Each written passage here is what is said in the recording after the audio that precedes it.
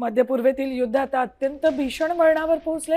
इराणनं operation true promise 4च्या 12व्या टप्प्यात American तळांवर खैबर शेकिन 2 या सुपर हेवी क्षेपणास्त्रानं हल्ला चढवलाय.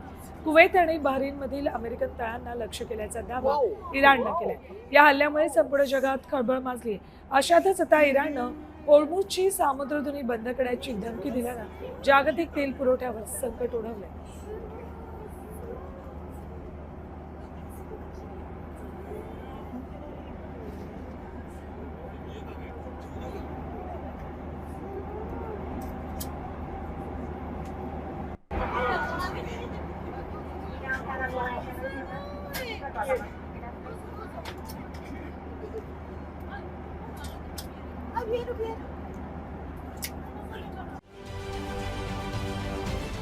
महाराष्ट्रातील सर्व बातम्यांचे विश्वासार्ह व्यासपीठ.